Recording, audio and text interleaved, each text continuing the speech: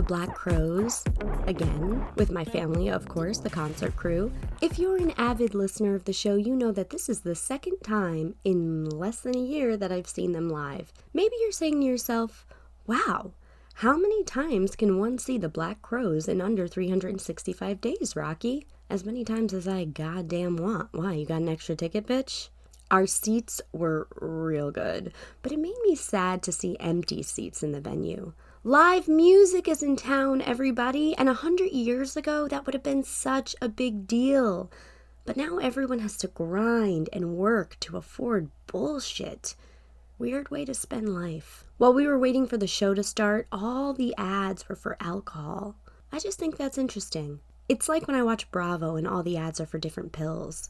They want us medicated and drunk 24/7. I'd like to point out some characters we dealt with at the concert, because it can never be easy once we leave the house. At one point before the show started, I'm sitting there with my aunt and my cousin, and we're puff puff passing the old vape pen, and here comes this wet mouth Gremsy. He puts his face right in between me and my cousin's face from behind. Hey ladies, I'm sorry to bother you. Time out. If anyone in the wild says, I'm sorry to bother you, they ain't sorry. I'm sorry to bother you, and I will buy you ladies whatever you want to drink. Can I just have one hit of your pen while my boss is in the bathroom?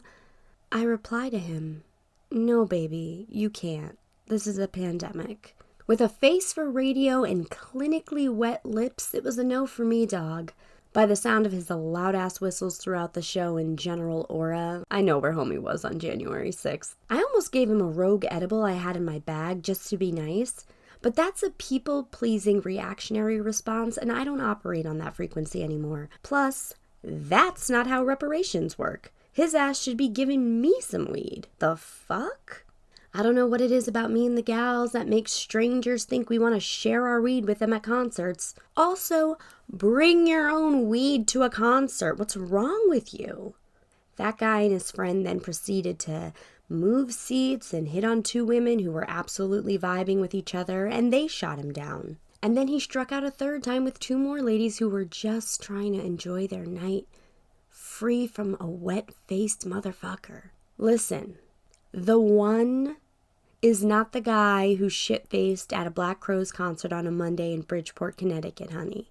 And every woman he approached knew that to be fact. I'm not saying not to be out here shooting your shot. It's nice and hopeful to meet somebody in real life. All I'm saying is be a little more self-aware, fellas. Make women's lives easier right now, not harder. I didn't mind putting a little bass in my voice to deal with this ill-prepared clown, but someone else might. The Black Crowes were absolute rock stars, as usual. I fucks with the motherfucker who can play guitar. Kate Hudson, I see it, girl. We danced, we laughed, and then the show was over before 11, which was most ideal. But right before the show was over, they were on their second to last song. 3 people were sitting in the section next to us, and there was a bunch of empty seats, so they came and took them. And they were standing, and they were dancing, and they were enjoying their night, when all of a sudden this old man behind them says, "Hey, listen, I don't care if you took the seats, but at least sit down so we can see." I don't care if you took those seats, bitch. You ain't an usher.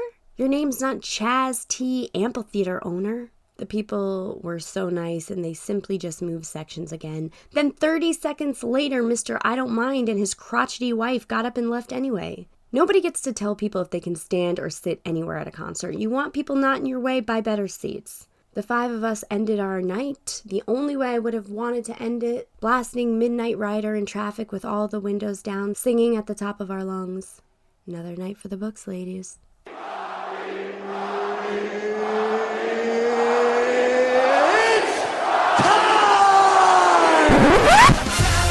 Time for Duh. Rocket!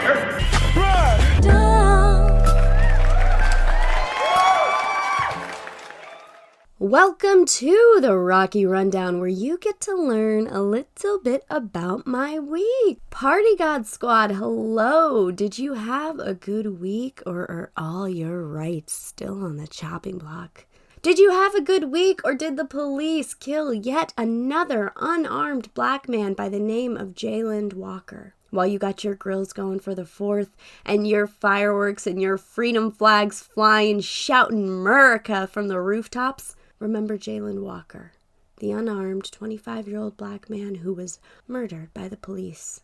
60 bullets in his body by the exact same pig fucks who you're brainwashed to believe are protecting you. Jayland Walker, Jayland Walker, Jayland Walker. 25, Akron, Ohio. Happy birthday, America. On brand since 1776.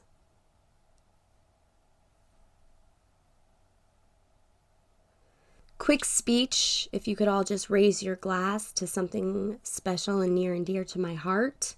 Brooklyn's own Bond Street. For the past 5+ years, 2 of my best friends in the entire world have lived there, and they just said goodbye to their place.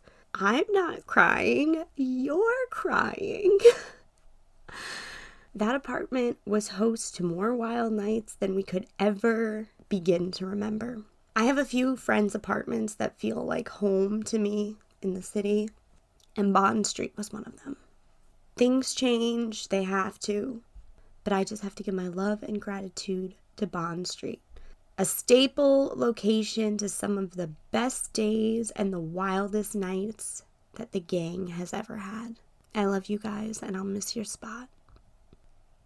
As you get older, wiser, more worldly, I think you can just tell by looking at cis men specifically whether or not they're good at sex. I do it in my head to strangers all the time. I'm like Tim Allen in that scene in the Santa Claus when he's walking down the street after he got the naughty or nice powers. Bobby, nice. Kevin, naughty. Veronica, very nice. You know the scene. I have that radar, but slightly different. I discovered my power when I saw a picture of Jeremy Piven on my Instagram feed recently. Oh, what?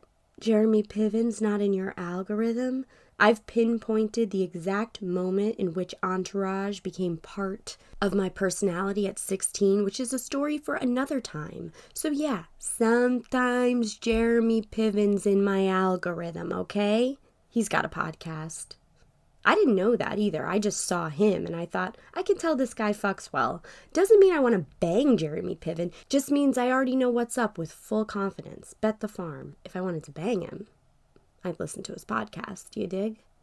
The rats are out in the streets. I actually jumped over one like I was doing the hurdles. It was coming at me full speed on the streets of New York City. I have never experienced anything like this. It was coming right for my open-toed feet. I jumped so high in the air over this rat, the Olympics actually called me. Trials are next week. I may actually qualify. Got a targeted ad for Plan B at 11 a.m. on a Sunday. To me, that's capitalism, feminism, and communism working overtime on the Lord's Day. Women are just so smart, to be honest. I often go to the gym high and unprepared. I'll work out with my shades on like a mafia mistress for 25 minutes without realizing. I'll show up with a full face of makeup on.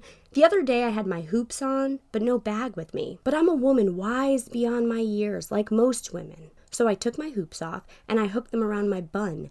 Genius! Yes, that's an option, ladies. I have to hang on to this because these days they're taking everything away from us gals. I don't even feel comfortable dancing silly in public anymore. I always dance like I'm Uma Thurman in Pulp Fiction, which I think is adorable, but we're always at risk of going viral at any minute. It's a scary thought to become a GIF. So the hoops are a victory for me. Shout out to everybody. 2022 is the horniest summer I've ever seen, baby. Everyone is getting some. Everybody. Your deli guy, make sure his hands are clean because he's getting some. Your friends who aren't texting you back, it's because they're getting some. Don't bother ordering Prime because your package is coming late because your Amazon delivery person is coming now. Getting some. And everyone should be getting some. Isn't that the point of life? But America loves to be in everybody's sheets because half the country lives under sheets. That's a little KKK jokey joke. Maybe that's why they're so interested in who's inside of who. It's weird to want to control people's sex lives. Just a reminder, it's not a normal thing. I think Hyundai, the car company, ripped me off. Yeah, I'm not kidding. I watched one of their commercials and it was just a voiceover of Rocky's highest thoughts. I couldn't believe my eyes or my ears, just a list of ridiculous yet poignant sentences to sell a car. So this message is to the writer of that Hyundai commercial. Listen up, you stealing son of a bitch. I'm on to you. I know my highest thoughts when I hear the rated G version regurgitated back to me. If I knew how to sue someone, your ass would be grass and I'd own a Hyundai that I won in a court of law. That brings us to Rocky's highest thoughts, my most stoned thoughts of the week. These are not brought to you by Hyundai. Number 1, it's unreasonable that anything is asked of anyone before 9 a.m. Number 2, most of our life is spent talking about stuff you already lived. Number 3, can someone find out where Anderson Cooper was at 3 p.m. last Thursday because I for sure saw him on the Q train to Brighton Beach. Number 4, Flo from Progressive stays killing it. Number 5, what if every single song that came out was the best song you've ever heard? Every single one. My guest this week is comedian Mark Stetson. Mark's wild word was ghost, but don't put your phone down and never talk to us again because his story is well worth the listen. If you haven't done so already, please like, share, and subscribe to the podcast. You can follow me at Wild Nights with Rocky on TikTok and Instagram, at Wild Nights Pod on Twitter. If you want to watch extended interviews with all of my guests, please subscribe on YouTube. If you'd like to support the show with your wallet, you can join my Patreon for $2 or $5 a month. A big thank you to everyone who's written and everyone who will write a review on Apple Podcasts. It really does make a difference. And now, please enjoy my Wild Nights conversation with Mark Stetson. Mark, welcome. Thank you for doing the podcast. Thanks for having me on the podcast. I've been such a fan of this podcast since you started it, and I am honored to be on it. I'm honored to hear that from you. That makes me feel really good. Actually, we saw each other in person was that already a month ago? Something like that, yeah. Yeah, and when you said that to me, I was like, "You listen, Mark. That's so nice." I felt very happy when you told me that. Oh, nice. Yeah, of course. Yeah. I mean, it is like all the things that I love. It's a podcast, it's you, and it's parties, and it's people just like talking about just going a little too hard. And I will say also one of the things that the pandemic has done for me, it's been kind of a gift. I've really started enjoying my friends' podcasts. So I used to be a big podcast buff naturally. Like I just listened to Conan and Sarah Silverman, Chelsea Handler, like all those guys. But now that so many of my friends have podcasts, I actually get more excited for theirs. Same. Yeah. Because especially when my friends have my other friends on their podcast. Yes. Like when you had like Mehdi and Langston on like early on. Because it was like, especially like during lockdown and everything, it was like I wasn't hanging out with people and I couldn't see people. So it was like my way of sort of like hanging out with my friends by proxy, in a way. So I same deal. I started like really listening to friend of mine's podcasts. You could hear their voices, but they weren't physically here, much like a ghost. Yes, exactly. Yeah. So Mark's wild word was ghost. Mark, let's get into your story. I'm excited. The Party God squad is excited. Let's hear your wild night story, ghost. Yeah. So I got so excited when you told me I was going to be on the podcast, and I was like rifling through all these different stories that I could go into, and I was like where like I went out too hard, where I was like it just where like things just got a little too debaucherous, and I was like, no, like I feel like this story is probably the wildest night that it was just the most bizarre, ridiculous, wild night I've ever had, and I was hardly even the one partying. Gotcha. So a little bit of backstory on it. This was like peak pandemic, like September of 2020. So it was like, early days of lockdown, still like definitely no vaccines. Mm-hmm. And I hadn't really been out of the house, I do video production. I hadn't been out of the house for a shoot for months. Yeah. But I had all this gear, and a friend of mine calls me up. He's like, hey, he runs a live stream like production company out in the West Coast. And he's like, hey, I double booked. I need someone to take this shoot that I have on the East Coast. Would you mind doing it? I'm like, I don't know. It's the pandemic. I'm really not going out. I'm not doing that. My wife has asthma. You have to be cautious. Yeah, he's like, are you sure? Are you sure you don't want to do a live stream with Wu-Tang?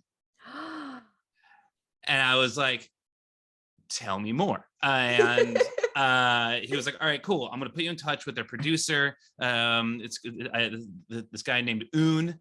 But like I'll get you in touch and you decide whether you want to do it or not. I'm like, cool. So he connects me with this guy named Un, and he calls me up and he's like, yo, what's up, Mark? We're doing this live stream with Ghostface. Are you like, are you down to do it? I'm like, I mean, sure, yeah, Un. That's always like, oh, my name's Un, as in understand. Oh. And I was like, wow, this just got hard. Okay. Point taken. I looked him up. Turns out his name is Big Un, and he had just been released from prison after serving 25 years. Do you know what he went to prison for? Murder. Murder was the case that they gave him. It was the case that they gave him.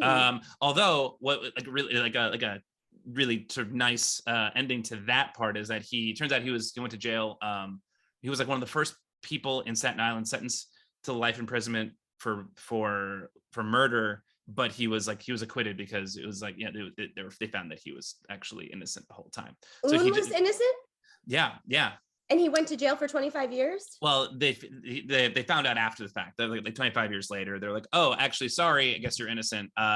Sorry. And he has since sued and has sued them for like millions of dollars. So like, good. He's fine.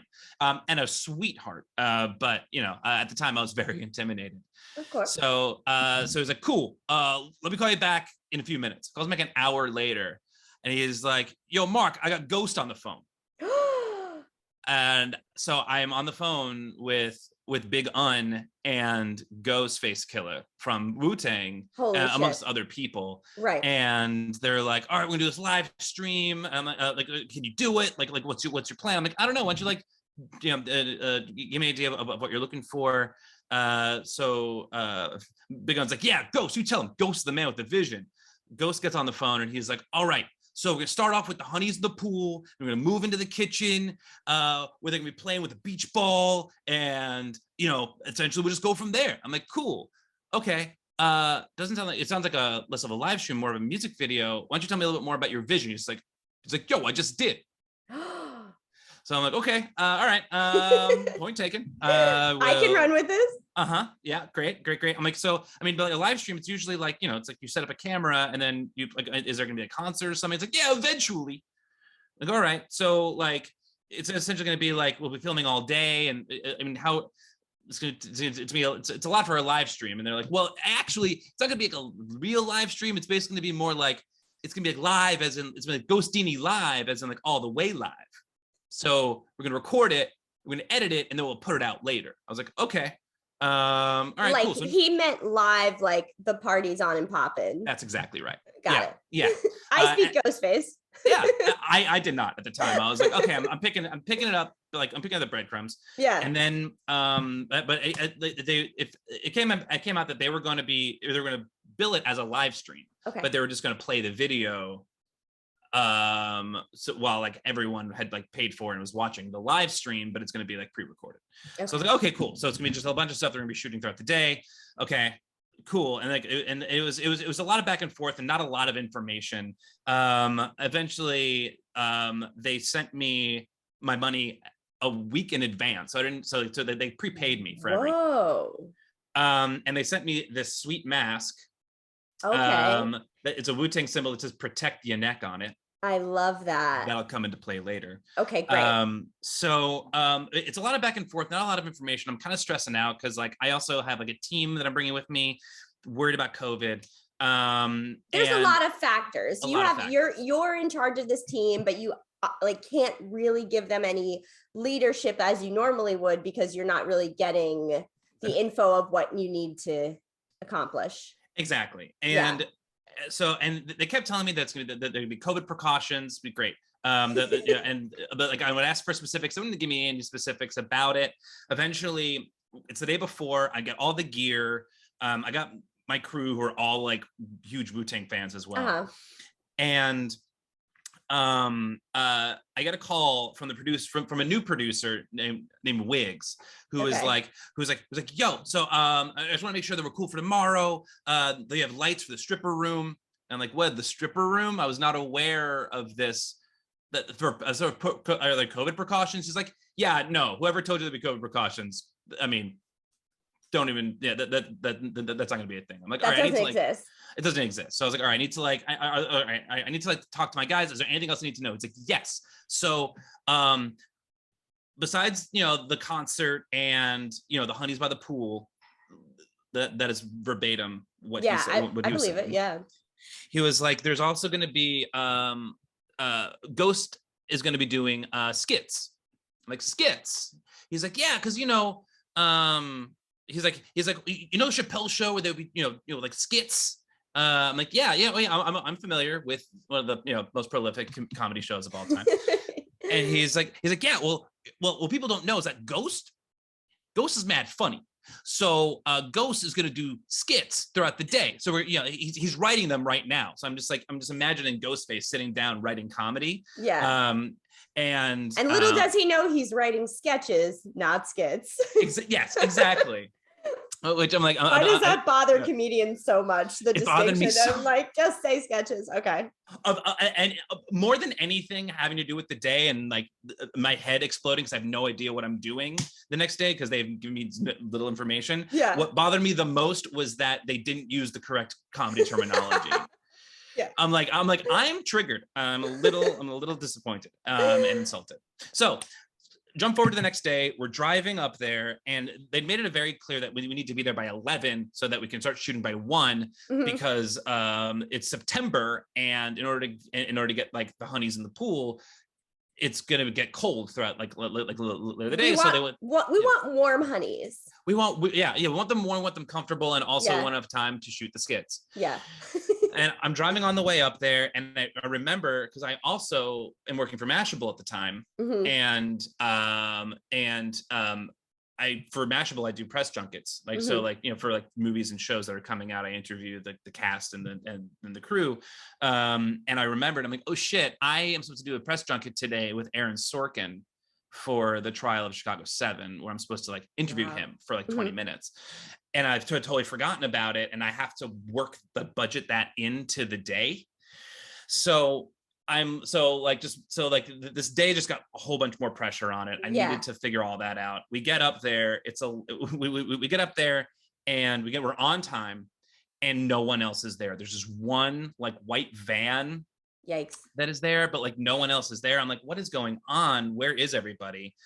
I go in there, like I go around back, and there are like these like signage up that was supposed to say Ghost Dini Live, but it was like it just wrote, it was like Ghost in the, like it was just like it was not, there was nothing there to shoot really yet, except I looked through the window and there were a bunch of women sitting blowing up balloons, but they like one was blowing up balloons and the other one was just passing a blunt back and forth.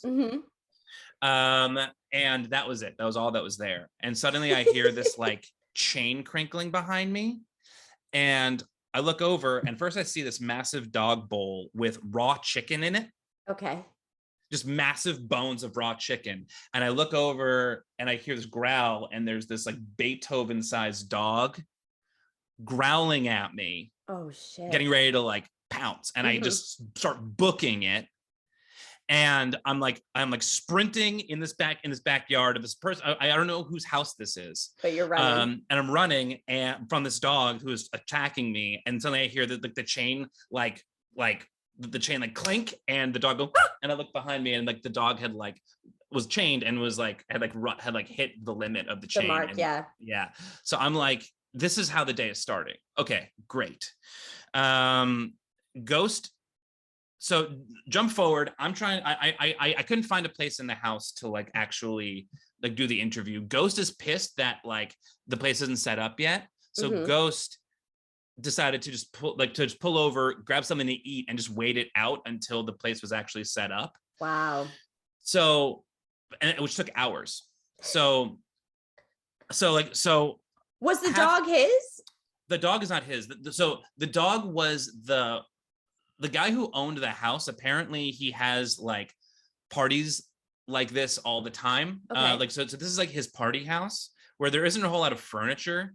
But you go downstairs and there's a fully set up, like built out stripper room with stripper poles. Okay. Like the most put together room in the house was the stripper room. Right next to this like really nice movie theater. Everything else is basically barren. Yeah. And I'm walking around and I'm like, I'm trying, and people start showing up, but they're like audience members. They're people who are there to see the concert, and a couple of the comedians who were there for like some of the sketches. People are just sort of filing in as they come, as they're coming. And I'm waiting outside because there's nothing else to do. We're all set. Yeah. And this car pulls up, and this white Land Rover pulls up, cloudy of smoke, pulls over, and out comes Capadonna. And oh my God, like smoke in mouth, and he gets out of the car and he just like goes this big stretch. He's been like in the car for a while. He blows out the weed smoke, looks me straight in the eyes and goes, "All right, gotta change my socks," and then just like goes back into the Land Rover. And then Inspector Deck comes out and he like gives me a pound. He's like, "Ghost here yet?" I'm like, "No, no, Mr. Deck. This is not yeah." So everyone's showing up except for Ghost. And we can't start until he gets there. No one has eyes on Ghost. No one's got eyes on Ghost, but now it's coming up on 4, and I have to do this interview with Aaron Sorkin. And I couldn't find, and the only place in the house that the owner was like, yeah, the only place is like Ghost's dressing room. We don't know when he's going to get here. So I was like, all right, I'll take my meeting in my car then. And my car was parked right outside the front door, and I'm sitting I would there. not risk that. No, absolutely not. Yeah. I mean, it would have been a story. I mean, it ended up being a story anyway, but like the last thing I want is to be like, so Mr. Sorkin, what did you think when you were working with Frank Langella? And then Ghost walks in, he's like, what the fuck are you doing? And he didn't know what I, because Ghost doesn't know what I look like. Right. So I'm waiting. So I'm out in the car, and I am, I'm waiting for this interview with Aaron Sorkin, and he comes on and he's like, "Hi." He looked confused, like, "Hey, why are you in your car?" And I'm like, I'm sorry. Yeah, I would normally I'd be more professional. I'm on a shoot. I hope you can understand. And of course, Aaron Sorkin's like, "Of course I understand. I've had to take things from my car all the time. What are you shooting?" I'm like, "I'm actually shooting a video for Wu-Tang." He's like, "That's so cool." Yeah. I'm like, "All right, Aaron Sorkin. Yes, it is cool."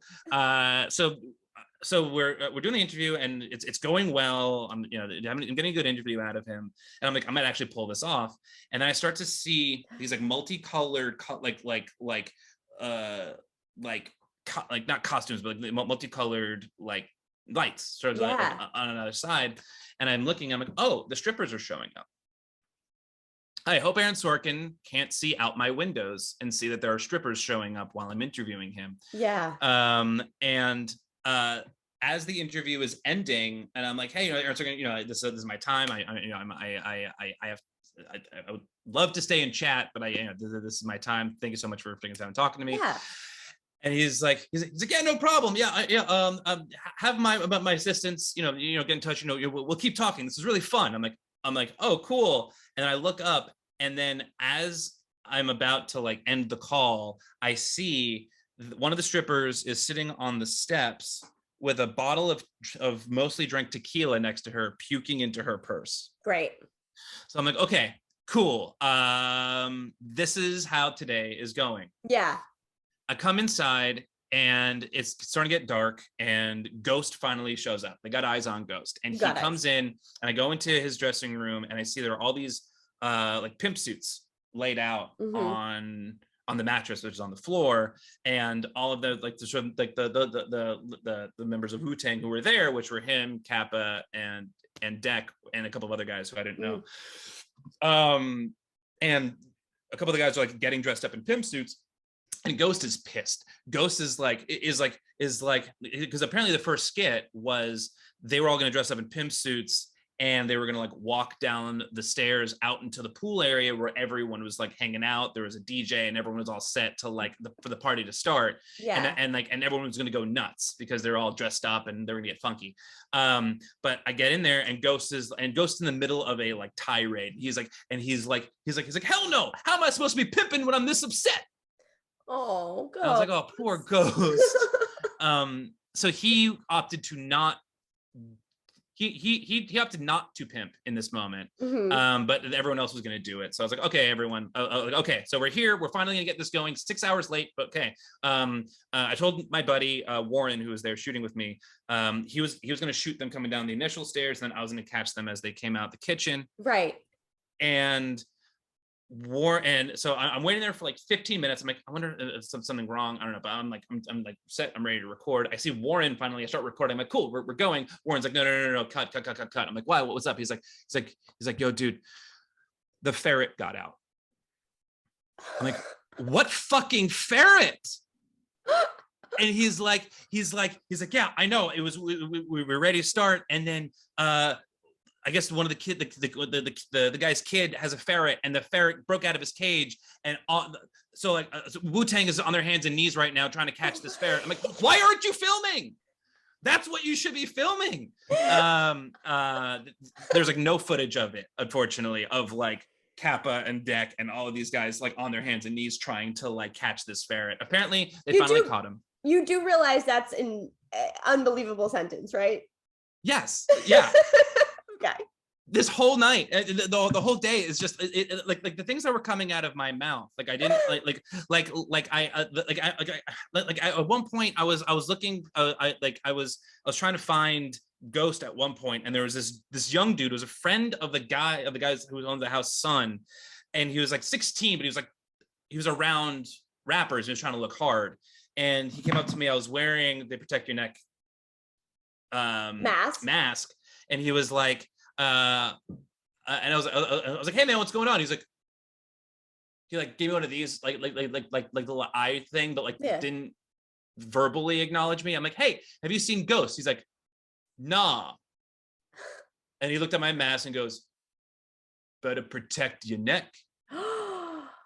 And the comedian in me goes, ha, yeah, I know, it's pretty funny, right? It would make more sense if it said protect your mouth. And he just looked at me, looked at his buddy, looked back at me, and was like, nah. Oh no. And I was like, I'm gonna find him myself. He's like, yeah, that's right. I was like, okay. But yeah, it was just like all these little interactions that were absolutely nuts. So Ghost, so finally they come down in the pimp suits, all ready to get the party started. Yeah. Everyone outside has been drinking and smoking for 6 hours. Yeah. And they're just like faded already. Yeah. But not to the point of just like the rage portion of them like getting it was already gone. The peak is over. So these guys come out, the music starts, and it's just like, and like they're fucking going for it, and no one in the audience is like, oh cool, and just went back to smoking their hookah. Yeah. So like immediately the energy went just died. It just dissipated. Yeah. Which made Ghost more upset, and it took him another hour to come out. Jeez. He comes out, and one of the other skits was he had hired all of these comedians who now all of them had to cancel whatever shows that they were doing that night because they were still there hours after they were supposed to be. Right. The whole point was that Ghost was going to come out and do and essentially do snaps with all these guys. Like they were going to roast him, then he was going to roast them back, and it was going to be whatever. But like he came out, and then like this is when everyone got excited. Everyone came, and everyone went created this massive circle around Ghost. And then he was like, all right, all right, comedians, go roast me. And they were like, I don't know, none of the roasts were particularly good. They're all kind of softballs. And he tried to go back at them, and like that they fell flat, and so that skit didn't go particularly well. So now he's like, he finally had gotten out there, and it was like another disappointment for Ghost. Right. So the producer Wiggs is like, all right, let's like take him around and we'll do the intro to the video with him standing by the Ghostini sign. So we go up to the Ghostini sign, we do this like slow-mo walk of him going up to the sign. He gets there and he's like, and it's time for him to like say the intro, and he's like, what am I saying? And we're like, oh, okay, why don't you say something like this, and like it like took like a few minutes back and forth of him like getting it right, trying to get it right, and us having to do a bunch of takes. Finally, he gets it right, and it's like, you know, like any shoot, it's like, all right, you finally got the words all put together in your mouth. Right. Now let's like do it again so you can like get the performance right. So like, all right, go. So you can do it one more time. He's like, no, let's go to the stripper room. So that moment is done. We're like, all right, I guess that's good enough. Yeah. So we went down to the we went down to the stripper room, and there were like, it was like they'd hired 3 like top level strippers. Okay. And then got a bunch of women who may or may not have been professional strippers, but were down to strip for Wu-Tang. Yeah. So the amateurs. Like, yeah, exactly. Yeah. So we get all set up in the stripper room, and they get the music going, and the 3 strippers that they had paid, who were supposed to have been gone already, stripped for like 20 minutes, and then they're like, cool, I'm out. They left, and then like the amateurs stepped in, and I mean at that point it was just debauchery. Yeah. They had brought in a throne for Ghost to sit in. So Ghost, so at some point, Ghost walks down the stairs, and that's when like all the attention turns to Ghost, and he's just sitting in this throne with a king with a crown on and a scepter, and it was just like a round robin of just like women coming to sit down, dance on him, and then go to dance on other people, and he was just there being fucking King Ghost, him daddy. Yeah, and so that went on for about 40 minutes to an hour. Everyone of like almost everyone's faded at this point. Then we move into the movie theater where Ghost wanted to interview Kappa and Deck about being in Wu-Tang, about like all of this stuff. Real quick, I just want to go back to the strippers. So you said everyone was faded and like, you know, losing steam. Were the strippers giving their best work when they were there, or was it, you know, lacking? There were a couple who were just like really going for it. Mm-hmm. The rest just found guys, and then just sort of like just kind of like slightly booty shake on them until the guys would sort of claim them, and then they would just be hanging out. Gotcha. But also the guy, the owner of the house, his kids were like teenagers. Uh-huh. There were no boundaries. Like there was no sense of like, hey, the adults are going to be downstairs for a while. That's the adult space. They and their friends were just like running around, hanging out everywhere. So like they were hanging around the stripper room. Like, you know, it was like, again, it was just a surreal images all over the place. Yeah, exactly. So he goes to do the interviews. So he goes to do the interviews, and they they wanted to do it where each song that they would talk about were songs they were going to do in the concert that night. And after each one they would talk about, the sort of conceit was they would talk about the song, and then they'd go perform the song, and then they'd come back and like talk about another song, was sort of the conceit for the video. Okay. So like against my sort of suggestion of like, why don't we just sit in the chairs and just like talk through all of them one after the other, they wanted to like do the whole like, all right, let's go do it. And they'd like get up out of their chairs to like go do the song.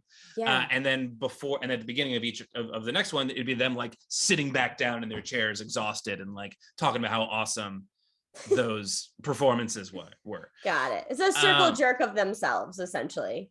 Yeah. Gotcha. Yeah. But like that was actually the best part of the night for me, because I'm just like listening to these like gods of hip hop talk about their inspirations and how they made these like incredible songs. Like I was like that, like the whole thing was worth it for that. Gotcha. But like after that session, it was like, all right, now it's time to do the show, Mm-hmm. the concert, like the real sort of like the reason why everyone was here. And at this point, it's 11. So everyone who is in the audience has been there for anywhere from 10 to 12 hours, Jesus. just fucking going for it. Yeah. And we set up the cameras, and I also was put in charge of getting all of the like audio equipment together, and they wanted like concert level speakers and sound system, but we're essentially doing it in this dude's living room. Mm-hmm. So like getting the sound right was kind of was rough for like the audio engineer, but he got it. And then Ghost comes in and he insisted on using his golden microphone. And again, more disappointment for Ghost. The mic wasn't really working.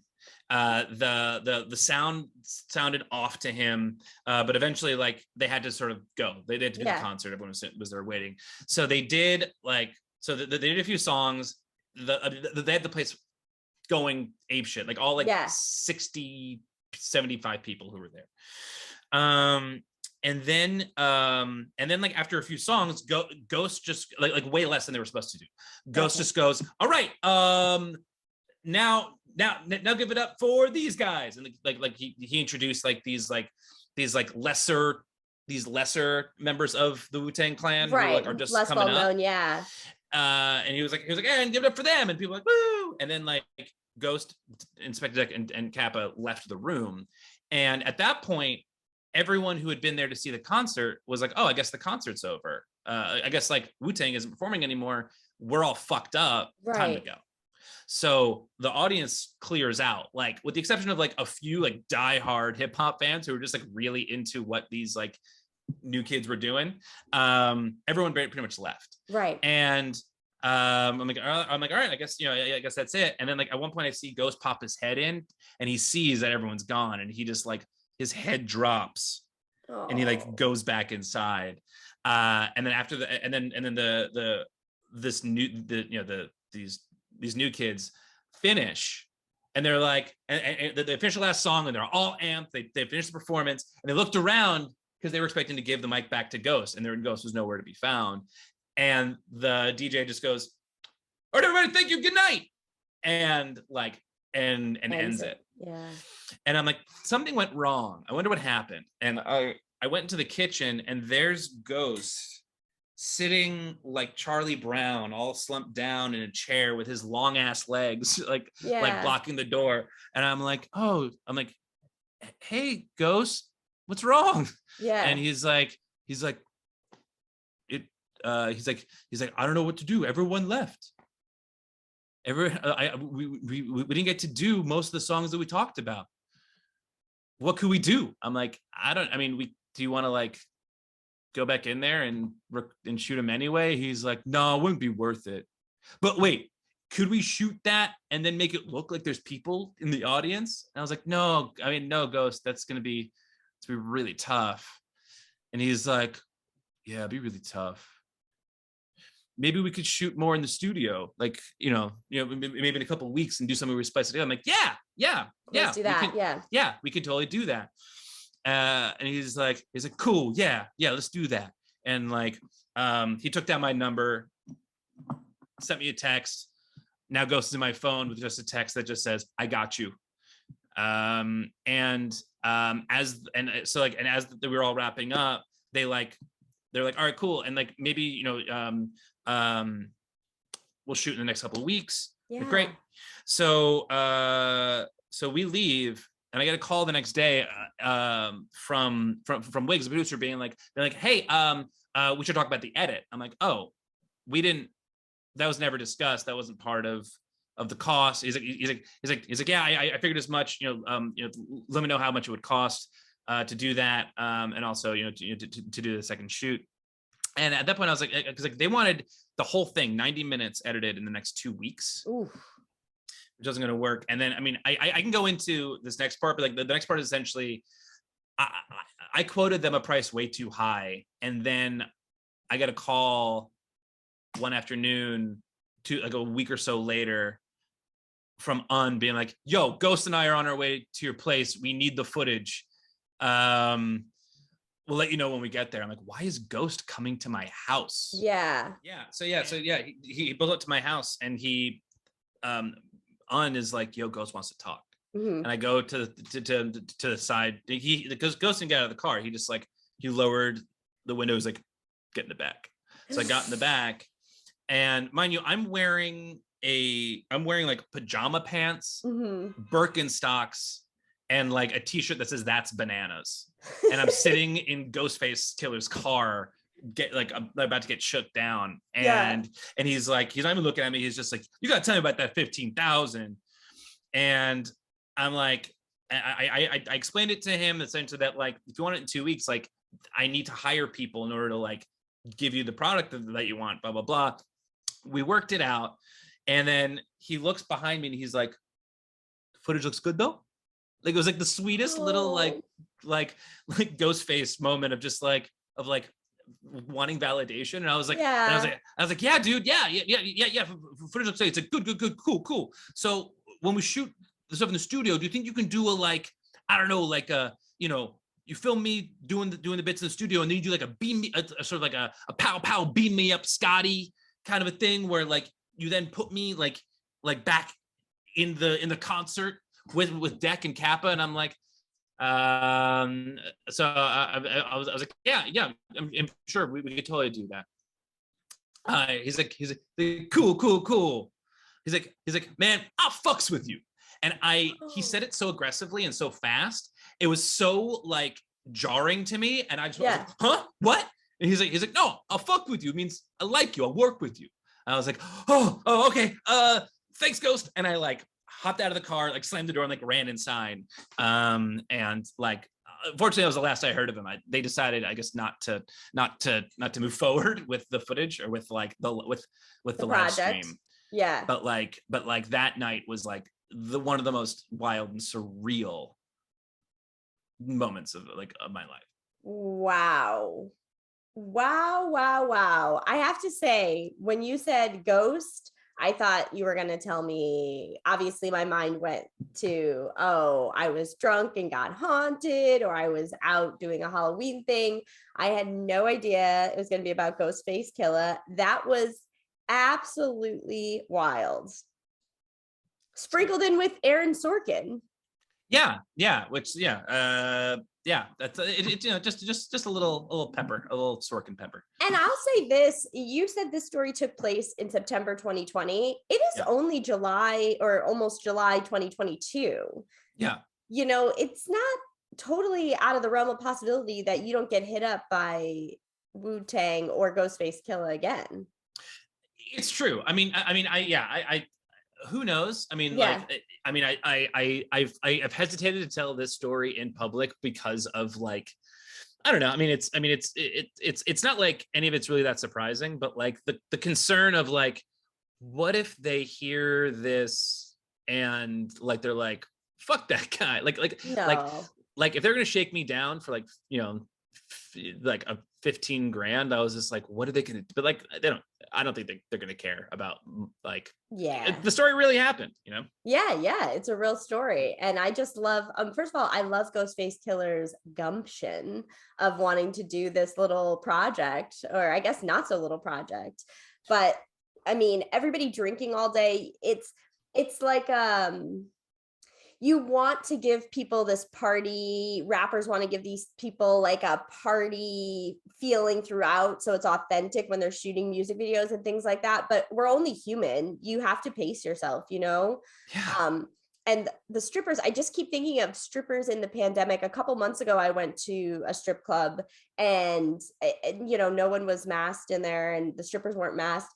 But the most dystopian moment was one stripper did come out and she was masked. And listen, yeah, she probably had to be. Maybe there was reasons. Maybe she's trying to protect somebody, trying to protect herself while getting her hustle on. But it was kind of like, ooh, this is definitely killing the buzz. Like, it's too real. It's too real. Yeah. We want to walk into a strip club and not see people in masks. Yeah, because if you're going to a strip club already, like in this time period, like there's a certain level of like, not of like, you're going in there, not, you already don't care enough about like like, unless you're wearing a mask, which I highly doubt. I mean, you're already stepping into a situation where like, I want this fantasy. Yeah. I want to feel like I chose to be here. Exactly. Yeah. And I don't want to go into a place feeling like oh, like death could be on the other side. Yeah. So to have someone walk out and be like, it's like record scratch. It's like, oh, that's a little bit too real of it like, was. Yeah. It like kind of shattered the illusion, but that's awesome. What a cool connect. I guess I didn't realize that you did press junkets at Mashable. Who else have you interviewed that you've just been beside yourself interviewing? So like I started doing, the first junket I did was for Dolomite, the Eddie Murphy movie. Yeah, and I was I saw. so stoked because I was like, hey, I was like, oh shit, we're gonna get Eddie Murphy. We didn't get Eddie Murphy because we weren't like big enough in the junkets. And I was like, I am gonna build this up so that the next time we have the opportunity to get Eddie Murphy, they're not gonna like, like fuck us over. Yeah. And so like a year and a half later, Coming to America came out, and we got everyone. We got Eddie Murphy, Arsenio Hall, Tracy Morgan, Louis Anderson. That was like the first one that I like. Yeah, like I was like, all right, like we've I've like arrived at this level, and I can like talk to all of my heroes. So I talked to him. I talked to Ron Howard. Wow, that must have been incredible. Yeah. I mean, it's one of those like unexpected like career things where it's like, oh, I like as like a filmmaker, like I aspiring filmmaker, like to be able to like talk to all these people who are doing it and be able to like to be able to like ask like Taika Waititi like what kind of a set he likes to run and why. Yeah. Like it's like dream come true. Like, of course.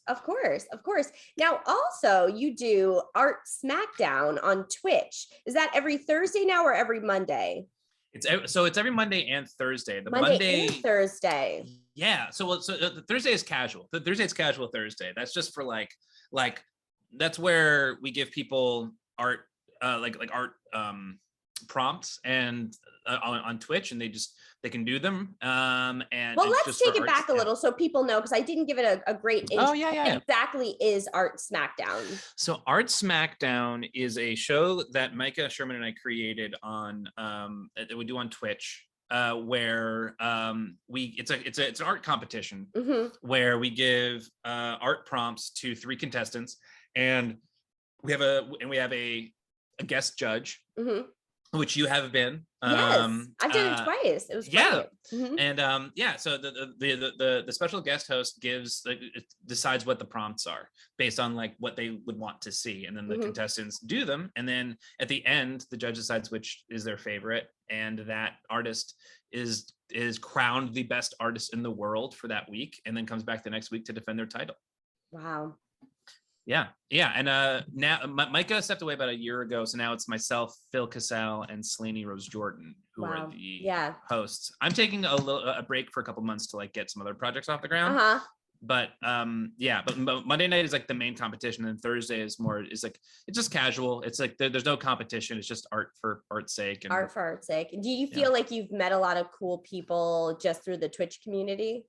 Yeah, big time. Like, and it's great. What's been crazy about it, because we started it at the beginning of lockdown, because we had been doing the Bob Ross challenge up until that point, and we couldn't do it anymore. So we're like, let's like figure out something that we can do to keep ourselves busy and to like just sort of keep this ball rolling. Yeah. And so so now it's been going on for almost for over almost 2.5 years. Wow. And like I have spent more time with some of these artists that I have still never met face to face. I have spent more time with them over the past 2 years than I have my family.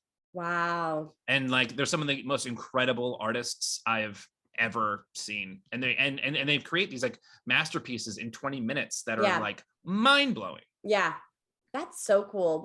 It's just like there's so many shows that are so similar, and I find that Art Smackdown is so unique and fun. Thank you. Yeah, it's unique, it's fun, it's comedy, it's people interacting with each other that don't know each other, that do know each other. You guys keep it really casual, but it's also really well structured. So anybody should check it out. You will be able to find something you like in it, whether it's art, because I have seen, I can co-sign that the artists do come in and they crush it in such a quick one. I'm trying to think of what my prompt for them was. I know it was something with Marilyn Monroe.